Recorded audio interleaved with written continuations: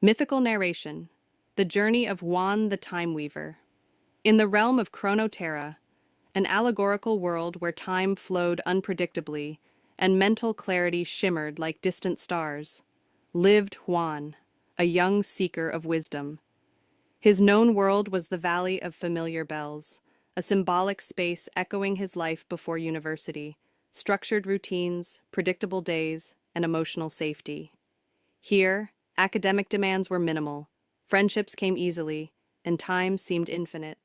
The call to adventure came with the acceptance letter to a distant, prestigious citadel of knowledge, representing his university. The golden seal bore the inscription, "Forge your path among the towers of time." With it came the excitement of discovery, but also a foreboding tension.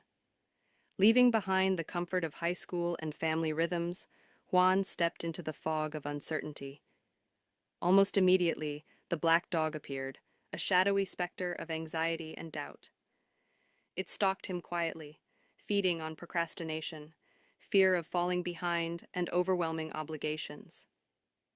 At first he ignored it, believing it would fade, but the supernatural help arrived when he needed it most. A glowing silver-blue feather descended from the skies, the quill of Kairos, accompanied by Scribo, a talking planner who guided his reflection and priorities. Then came the distant voice of Professor Kairos, mentor of intention and wisdom. These magical aids, born from his inner growth and external support systems, whispered reminders of focus, balance, and resilience.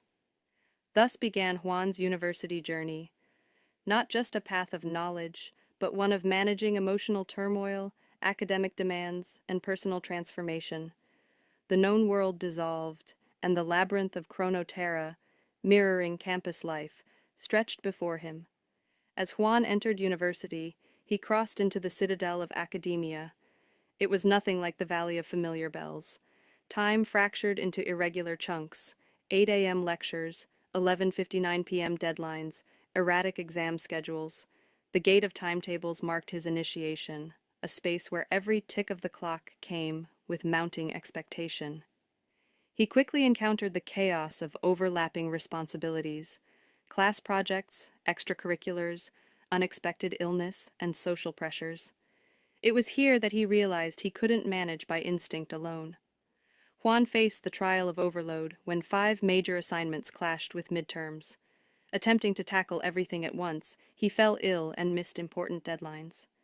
The fear of being left behind grew, fueling the black dog's whispers, "You're not capable." The trial of fog came next, a period of complete disconnection from purpose. He questioned why he was even at university. His performance declined, and burnout loomed. It was during this time that the compass of clarity appeared, revealing the most important tasks and reminding him to reconnect with meaning, not just achievement. He turned to Scribo to manage his time and mental bandwidth. With it, he broke large challenges into daily objectives. And as he learned about root causes of stress through feedback from peers and instructors, Juan began applying systemic thinking. He realized procrastination was not a character flaw. It stemmed from perfectionism, lack of structure, and unclear goals. Professor Kairos reappeared during a group workshop, a symbol for academic advisors and mentors in real life, sharing the importance of pacing and aligning actions with values. In peer discussion forums, Juan found allies: Lucia, who organized shared study guides, Theo, who encouraged weekly mindfulness breaks, and Elara, a quiet but empathetic classmate who checked in when Juan's energy dimmed. These allies represented real-life support systems, accountability partners, classmates, and friends who carried emotional wisdom. Their presence transformed Juan's isolated struggle into collective growth. The temptations of the now seduced him daily: endless scrolling, ignoring small tasks, skipping meals to finish work. He visited the fountain of later too often, promising he'd finish things tomorrow. The swamp of comparison drew him in, as he watched others ace tests, secure internships, and post perfect photos. He questioned his worth and trajectory. It was through critical reflection, journaling with the quill of Kairos, that he began to break these illusions. The dogged pursuit of perfection he saw was a mask for fear. He practiced forgiving himself and accepting progress as a process. The moment of transformation came when Juan failed a major project he had procrastinated on. Initially devastated, he used the hourglass gauntlet to slow time, not literally, but by carving out moments of solitude and clarity. He reflected deeply. He identified systemic relationships. Lack of rest diminished focus, which reduced productivity, which fueled anxiety, which reinforced procrastination. Through this recursive lens, Juan saw that solving one area, like sleep, could positively impact the whole. He no longer feared setbacks, they became insights. The black dog sat beside him, calm. It reminded him that presence, not panic, was the true mastery of time. Juan now wielded not just magical tools, but mental models. He saw patterns in his behavior and redesigned his daily rituals. He no longer chased every task. He chose them based on clarity. By the end of his academic journey, Juan had gained the final gift, the integration of knowledge and self-awareness. He no longer defined success by GPA alone, but by meaningful growth. His final project, a symbolic thesis, wasn't just an academic report, but a systems map showing the interconnection between academic stress, student well-being, and institutional support structures.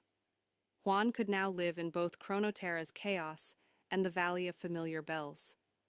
He integrated tools of systemic and critical thinking into every decision, academic, social, and personal.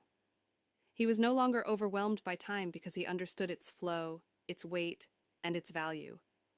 He didn't need to control every moment. He only needed to engage the right ones.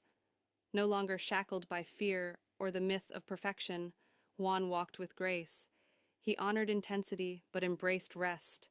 He asked for help, shared his journey, and mentored new travelers through the citadel. The quill of Kairos, the compass of clarity, and the hourglass gauntlet remained with him, not as crutches, but as extensions of the wisdom he had forged. He walked with the black dog beside him, not as a burden, but as a reminder. Juan the Time Weaver was no longer a student of time. He had become its composer, and in this rhythm he lived.